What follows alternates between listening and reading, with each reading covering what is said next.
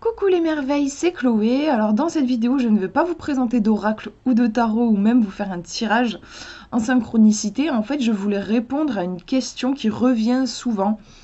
Il y a pas mal de gens qui viennent me voir et qui me disent qu'ils sont intrigués par la cartomancie et ils me demandent des conseils pour se lancer. Donc c'est marrant parce que je ressens souvent dans ces messages un mélange de crainte et d'envie que moi c'est tout à fait des choses que c'est tout à fait des choses que j'ai pu ressentir moi au début. C'est un truc qui m'est bien familier. Je tire les cartes depuis, ça fait à peu près 8 ans maintenant, ça fait pas si longtemps que ça en fait. Et j'ai pas du tout, je suis pas née avec les cartes quoi. J'ai des amis qui tirent les cartes depuis qu'ils sont petits parce que leur mère tirait les cartes et voilà, et tout de suite il y a un apprentissage, un truc naturel qui s'est fait avec les cartes. C'est pas du tout mon cas. Moi, j'ai des parents. En fait, j'ai une mère qui est catholique. Donc, je trouve que, mine de rien, à l'époque où on cramait les sorcières, il reste quand même des séquelles. Il y a un truc très. Pour elle, c'est le démon de tirer les cartes. Il y a quelque chose de contre Dieu. Je crois que c'est écrit dans la Bible, hein, que c'est pas bien et tout. Donc voilà, il y a déjà ça. Et mon père, lui, il est athée. Donc lui, tout ce qui est un peu à percher, c'est pas très, ça fait flipper quoi. On va pas mettre le nez dedans. Moi, je suis née dans un truc comme ça. Donc il m'a fallu beaucoup de temps, vous imaginez bien, pour m'ouvrir au monde des cartes. Ça a été un heureux hasard en fait. C'est parce qu'à l'époque j'étais en grosse dépression et j'étais allée voir une énergéticienne et elle m'a proposé de me tirer les cartes. C'était la première fois on me proposait un truc pareil, c'était surnaturel pour moi. Enfin, j'ai l'impression d'être dans un film et ça a éveillé une grande curiosité chez moi. Et en fait, en même temps, mon éducation était là aussi et je me disais mais en même temps, ça peut être facile de manipuler. Elle m'a sorti que des trucs positifs. Bref, je faisais pas confiance. Et en fait, du coup, j'ai repéré le jeu qu'elle utilisait et je me le suis procuré. Et en fait, je me suis dit, je vais expérimenter par moi-même. Je vais me faire mon propre avis. Et en fait, voilà, ça a duré et ça dure encore aujourd'hui. C'est vraiment devenu une passion pour moi. Mais voilà, au début, il y avait de la crainte. Au début, par exemple, je proclamais que je ne tirerais jamais les cartes du tarot. Le mot tarot me faisait très peur. Il a une connotation, c'est vrai, un peu... enfin, pour moi, en tout cas, c'était un peu effrayant. Pour moi, tirer les cartes du tarot, ça voulait forcément dire lire l'avenir. Et pour moi, lire l'avenir, c'était pas bon, c'était dangereux. C'est pas, ça me faisait flipper, quoi. Donc, ça a été un long chemin. Au début, c'était juste les oracles, puis après, je me suis mise au tarot, puis après, j'ai élargi encore plus avec d'autres tarots et même d'autres pratiques aussi divinatoires que les cartes. Mais déjà, du coup, c'est hyper important. Premier conseil, partez de là où vous êtes. C'est-à-dire que si vous êtes comme moi, si vous êtes effrayé par le tarot, ne commencez pas par le tarot. Commencez, ça peut pas être bête, mais c'est déjà, premier conseil, c'est vraiment important ouais, de ne pas aller dans quelque chose qui peut vous effrayer au niveau des cartes. Parce que c'est vrai qu'on a beaucoup de... Il y a plein de croyances, il y a plein de trucs un peu obscurs. Hein. C'est un art occulte. Occulte, ça veut dire caché. Même si aujourd'hui, je trouve que ça prend énormément d'ampleur et qu'on commence à voir ça un peu partout. On voit des cartes à la Fnac maintenant, dans les grands magasins. Mais, euh, mais voilà, ça reste un peu chargé de plein de connotations, de trucs qui peuvent être flippants et tout. Donc, respectez là où vous en êtes et n'allez pas vous forcer à tirer des cartes du tarot, par exemple, si en fait vous avez la trouille. Je dis ça pas parce que, en effet, vous avez des raisons d'avoir peur et que le tarot comporte des dangers, pas du tout. Mais c'est dans le sens où, pour moi, s'il y a de la peur, vos perceptions vont se verrouiller. Il faut quand même être vachement ouvert pour pouvoir percevoir les choses. Et la peur, ça ferme, en fait. Donc, si vous avez la trouille, ça va vous bloquer dans votre apprentissage. Et il n'y a rien de pire quand on commence à apprendre quelque chose, d'être découragé parce qu'on n'y arrive pas, quoi. Vaut mieux mettre toutes les chances de son côté, donc commencer avec des cartes qui ne vous effraient pas. C'est pour ça que moi, par exemple, comme beaucoup de gens, hein, j'ai commencé avec les cartes de Doreen Virtue, qui sont des cartes extrêmement douces. est positive. Toutes les cartes sont positives, donc on n'a pas la peur de tomber sur une carte entre guillemets négative. C'est vrai que quand on se lance dans la cartomancie, je m'imagine quelqu'un qui se lance dans la cartomancie et qui tombe sur la carte de la mort. Ça peut être très effrayant, quoi. Donc après, ça dépend des gens. Il y a peut-être des gens pour qui ça peut très bien aller, mais moi je sais que ça m'aurait fait flipper. Donc commencez par des trucs qui vous vont bien à vous. Des jeux donc Dorine Virtue, pourquoi pas. Justement, alors je vous ai fait une petite sélection en jeu, en oracle, qui est sympa pour débuter. Je conseillerais celui-ci qui a été traduit il n'y a pas longtemps, Le Voyageur Sacré de Denise Lin. C'est un jeu justement qui est super positif, avec de belles illustrations. Ça aussi, je pense que c'est important. Choisissez un jeu dont les illustrations vous parlent. Un jeu dont vous êtes amoureux, vous allez tomber amoureux. Moi, j'adore ce genre d'illustration. C'est très mignon, ça peut faire penser à des dessins animés. J'adore. Donc, par exemple, voilà, celui-ci, je trouve qu'il est... il est clair, on comprend tout de suite de quoi il s'agit. Et vous voyez, même la traversée du désert qui peut être un petit peu effrayant, négatif, on vous dit ayez confiance au plan divin. Ça va toujours vers le positif, donc je trouve que c'est cool. Voilà, même là, l'impasse, un truc qui pourrait être un peu douloureux, on vous dit réfléchir et rediriger votre énergie. On est vraiment dans le conseil, donc je le trouve vraiment chouette celui-là pour commencer. Alors justement, je parlais d'oracle et de tarot. Quelle est la différence? C'est aussi une question, souvent quand on débute, on se dit ouais, pourquoi oracle et tarot? En fait, un oracle, c'est un jeu de cartes qui va vous permettre de répondre à une question, mais en fait, deux oracles ne se ressemblent pas du tout, quoi. Il peut y avoir des oracles à 25 cartes, il peut y en avoir à 60 cartes. Vous pouvez avoir des oracles, je sais pas, sur des thèmes très différents. Moi, c'est pour ça que j'adore. J'ai vraiment un faible pour les oracles, en fait, pour le coup. Vous pouvez avoir des oracles, je sais pas, moi, sur un peu dark, hein, si vous aimez le trip un peu gothique, vous pouvez avoir des oracles sur un monde un peu gothique. Vous pouvez avoir des oracles à côté, comme celui-ci, assez lumineux, un peu enfantin. Enfin, vous pouvez vraiment trouver, il y en a sur tout, en fait, hein. Les tarots, il y en a aussi sur plein d'ambiances différentes. Mais le tarot, en fait, il y a une structure. C'est-à-dire qu'un tarot, il va toujours avoir 78 cartes. C'est comme ça. Et c'est les mêmes cartes. Vous allez avoir les mêmes cartes, simplement elles vont être illustrées différemment. Par exemple, vous avez... dans tous les tarots, vous allez avoir l'empereur. Après, oui, vous allez avoir un tarot, par exemple, sur un monde comme je disais là, un truc un peu gothique. L'empereur, il va être présenté d'une certaine façon, il va être illustré d'une certaine façon. Sur un autre tarot, dans une ambiance plus enfantine, vous allez avoir un empereur qui va avoir une autre apparence, peut-être plus mignonne. Et dans les explications du livre, vous allez avoir quelque chose de sensiblement différent, même si la carte de l'empereur, elle a bien une signification particulière en soi. Si vous tapez sur Internet... signification de la carte de l'empereur tarot, vous allez avoir sa signification. Donc par exemple en tarot, qui est chouette, super chouette, pour les débutants, il y a celui-ci, Histoire de sorcière. Donc c'est un beau coffret qui a été édité chez Arcana Sacra. Vous avez des explications qui sont très détaillées quand même, enfin assez détaillées, je trouve ça super quand on commence. Et puis, vous avez des très belles illustrations qui sont parlantes sur le côté intuitif, en fait.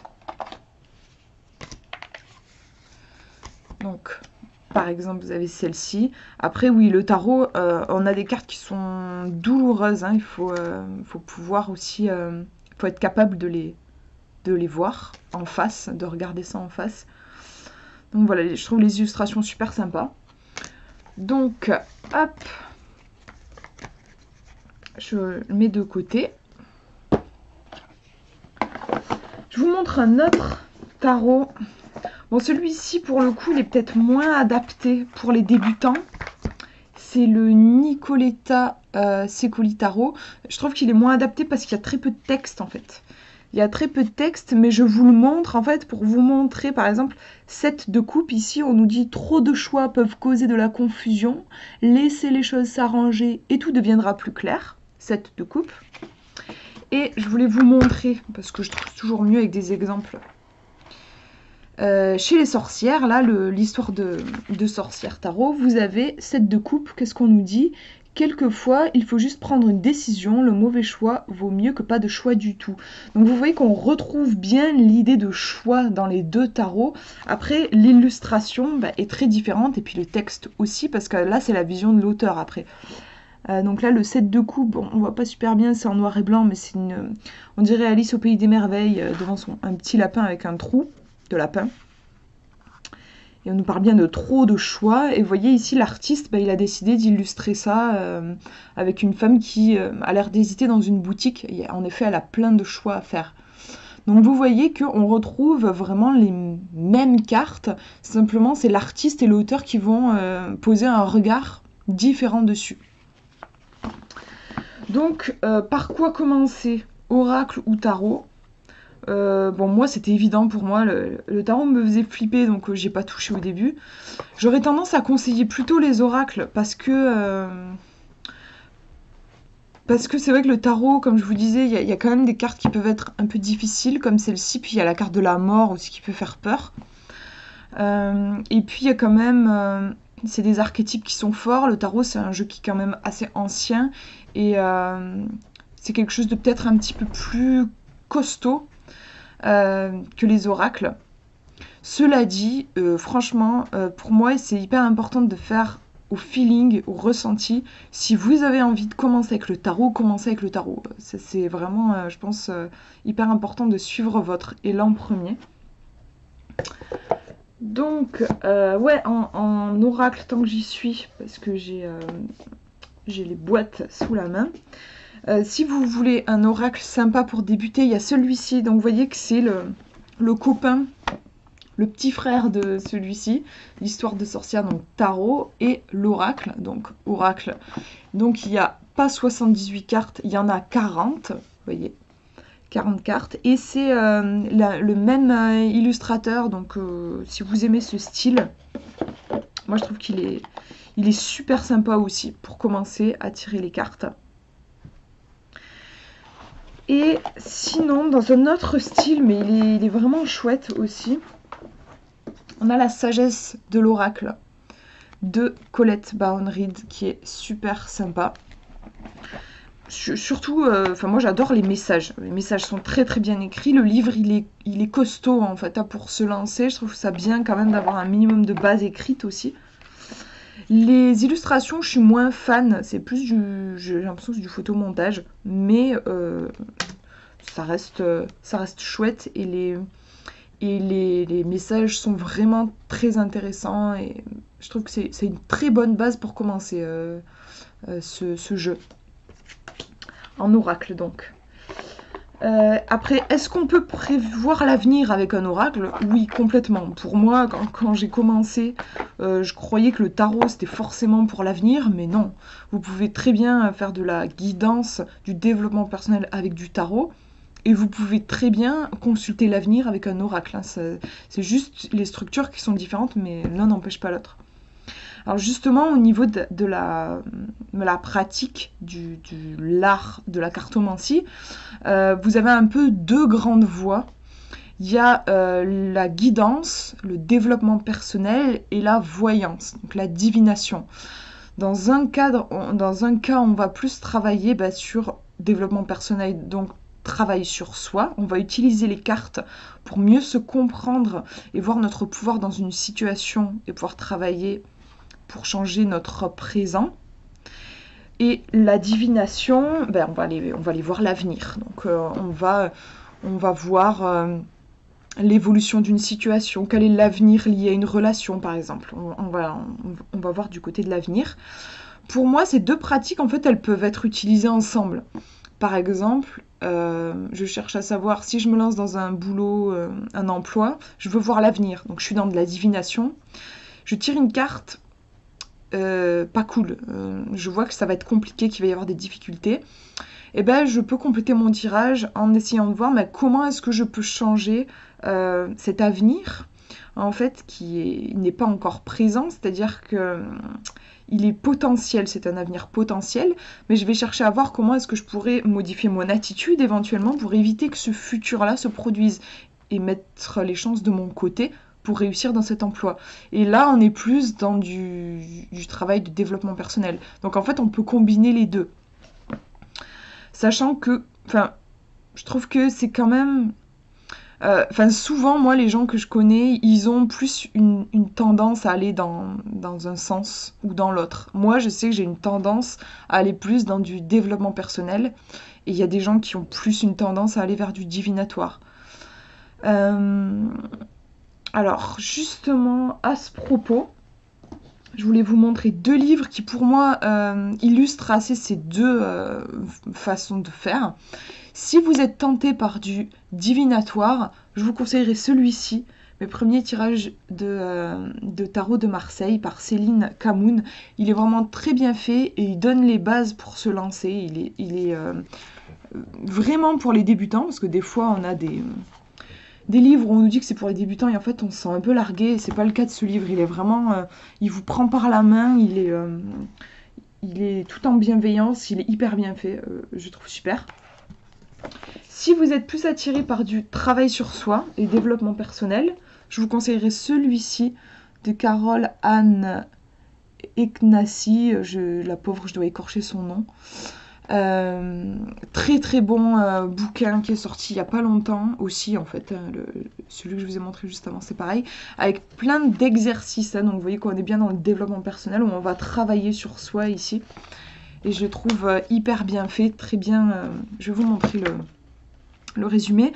Après, c'est des bouquins que j'ai, le sommaire, je veux dire, c'est des bouquins que j'ai présentés sur ma chaîne, donc je vous mettrai les liens pour que vous puissiez aller voir si ça vous intéresse et que vous voulez voir plus en détail. Justement, tant que je suis dans cette pratique, donc divinatoire, développement personnel, je trouve aussi qu'il y a 2 approches, 2 façons d'apprendre à tirer les cartes. Il y a une façon, moi, que je trouve un peu scolaire, c'est pas ma façon de faire en fait. Du coup, forcément, je vous en fais pas la pub, je sais pas, j'ai du mal avec cette façon de faire. Un peu traditionnel, c'est-à-dire que vous allez étudier. Vous allez étudier le tarot, donc vous allez prendre un bouquin, il en existe plein.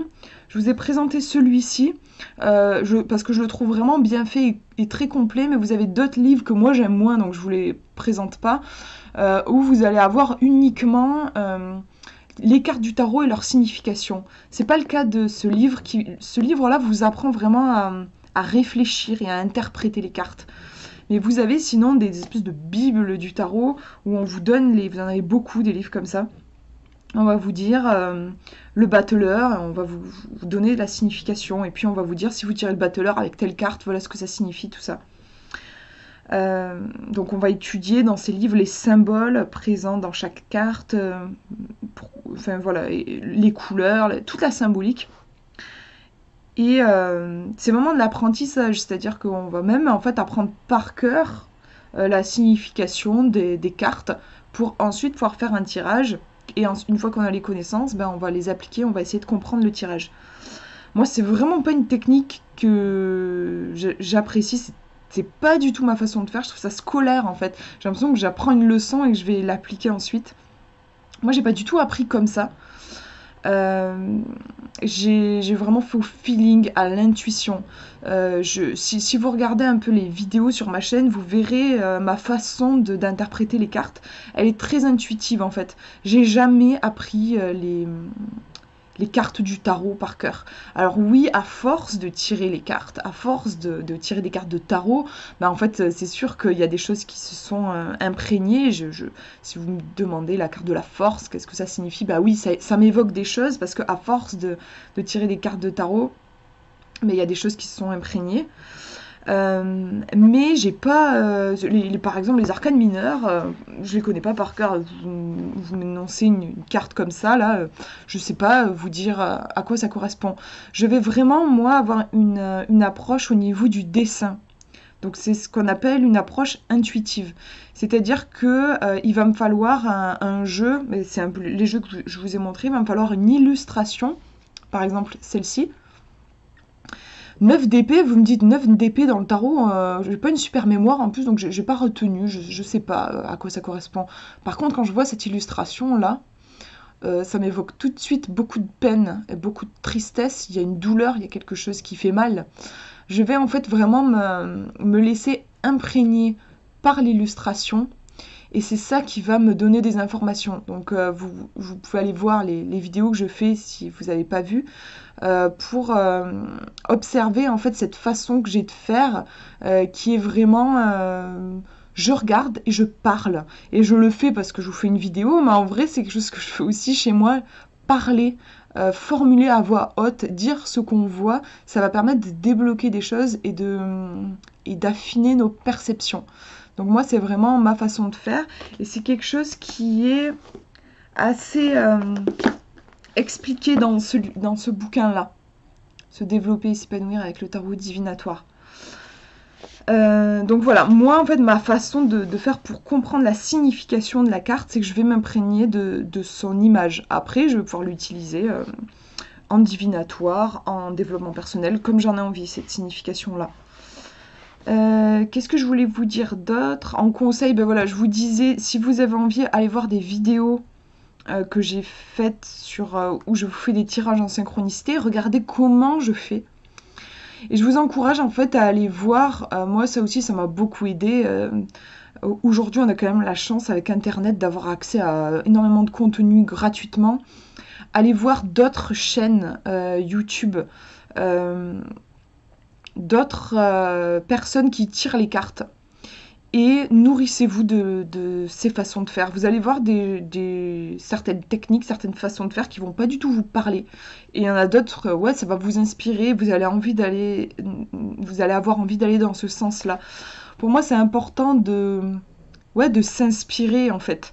Et d'aller piocher à droite, à gauche. Et on apprend sans même s'en rendre compte en fait. Et juste en vous prenant 2, 3, 4 chaînes YouTube par exemple sur la cartomancie, et en écoutant ces gens parler et interpréter les cartes, vous allez apprendre, sans même vous en rendre compte, vous allez apprendre, vous allez vous imprégner de la façon de faire de cette personne-là, et puis vous allez même pouvoir piocher après aussi dans ce que vous aurez pu observer. Qu'est-ce que je peux vous dire d'autre? J'avais pris des notes, je regarde si je vous ai parlé de tout. Oui, au niveau des croyances, il y a pas mal de superstitions en fait autour de la cartomancie. Je vous en ai parlé vite fait au début, moi des craintes que j'avais. Ouais, il y a, je sais pas, il y a une aura de peur. Enfin, il y a vraiment un truc de. Si on n'a pas été éduqué à ça, il peut y avoir pas mal d'angoisse par rapport à ça. Je sais pas, rien que on peut voir les cartes de tarot des fois dans les films d'horreur ou je sais pas, des films d'angoisse, et voir une voyante qui va tirer la mort et puis là il y a une personne qui va se faire assassiner, enfin ce genre de truc, mine de rien ça peut s'inscrire un peu dans notre inconscient. Moi, ma façon de voir les choses, il n'y a absolument aucun risque à tirer les cartes. Vous ne rentrez pas en contact. Je vois bien que ma mère, quand j'ai dit que je tirais les cartes, elle flippait à ce niveau-là. Elle me disait, mais tu contactes quels esprits, tu rentres en contact avec quelle force? Aucune, à part ma force intérieure à moi et mon inconscient à moi. Il y a absolument rien de paranormal, vous ne faites pas appel à des esprits pour qu'ils répondent à travers vos cartes.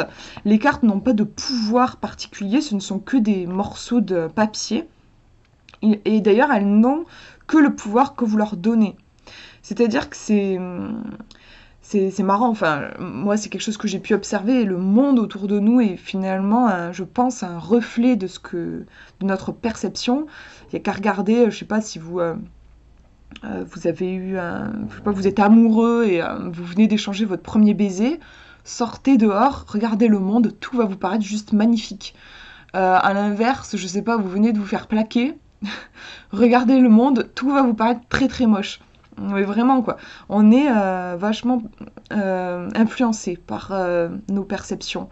Et du coup, les cartes, si vous... j'ai déjà vu des gens comme ça, par exemple, si vous estimez que c'est des grosses conneries, et que jamais ça ne répondra à votre question, voilà, vous y croyez pas du tout, ça vous fait bien marrer, vous prenez vraiment vous prenez ça de haut, tirez les cartes, elles ne vont pas du tout être cohérentes, elles vont vous répondre complètement à côté. Ça va valider en fait ce que vous pensez des cartes. C'est pour ça que des fois même dans certains livrets ils en parlent, ils disent traitez vos cartes avec respect et elles vous le rendront. Ne posez pas des questions futiles qui n'ont pas vraiment de sens pour vous, sinon les cartes seront futiles et avec vous et elles auront un côté pas sérieux si vous n'êtes pas sérieux avec elles en fait. Il y a vraiment cet aspect là. Mais c'est pas dans le sens où c'est magique et voilà, les cartes sont magiques, c'est dans le sens où toute la vie fonctionne comme ça en fait. Hein. C'est juste on projette en fait, donc faites attention à ce que vous projetez sur les cartes. Si pour vous les cartes c'est un outil précieux, d'une grande sagesse et que vous estimez que tout ce que vont vous dire les cartes va avoir un sens très particulier pour vous, en effet elles vont répondre dans ce sens-là. Pour moi, les cartes sont vraiment un outil psychologique de projection, on va projeter notre inconscient sur la carte. Par exemple, je suis malheureuse, je viens de vivre une grande déception, bah, je tire cette carte. Bah voilà, typiquement là, mon inconscient est venu se projeter dans cette carte. Inconsciemment, j'avais les cartes qui étaient retournées, toutes les 78 cartes. Bah, mon inconscient m'a dirigé vers celle-ci. C'est le principe de la synchronicité dont parle Jung, c'est-à-dire qu'en fait, ce qui se passe dans notre psyché, à l'intérieur de nous, eh ben, on va le matérialiser dans notre réalité. C'est des trucs qu'on peut expérimenter, par exemple, je sais pas, vous êtes dans le métro et vous vous demandez si vous devriez accepter une proposition qu'on vous a faite. Vous savez pas trop et tout. Et là, vous entendez quelqu'un dans le métro qui dit non mais franchement, vas-y, c'est fait pour toi. Mais elle est en train de parler à quelqu'un d'autre. Mais on dirait trop que ça vous répond à vous. Bah ça, c'est une synchronicité. C'est vraiment comme si le monde extérieur répondait à ce qu'il y avait à l'intérieur de vous. C'est comme si les frontières, en fait, entre notre intérieur et l'extérieur, ça s'effaçait. Et en fait, je crois que quelque part, c'est une illusion de croire qu'on est séparé de l'extérieur. Tout communique, en fait. Donc voilà, c'est pour ça que vous verrez sur ma chaîne, je propose souvent des tirages en synchronicité. C'est-à-dire que vous allez choisir une des 3 cartes que je vous propose et ça va venir répondre à votre question. Donc ouais, voilà, il n'y a aucune, il y a rien de paranormal et rien de dangereux, vraiment rien de dangereux dans le fait de tirer les cartes. Donc voilà, cette vidéo prend fin, j'espère que ça n'aura pas été trop long, c'est vrai qu'elle est particulièrement longue, faut bien l'avouer, mais c'était important pour moi de bien éclaircir certaines choses et de répondre à des questions que je me suis beaucoup posées aussi au début quand je me lançais dans cette grande aventure. Voilà, je vous fais de gros bisous, prenez bien soin de vous.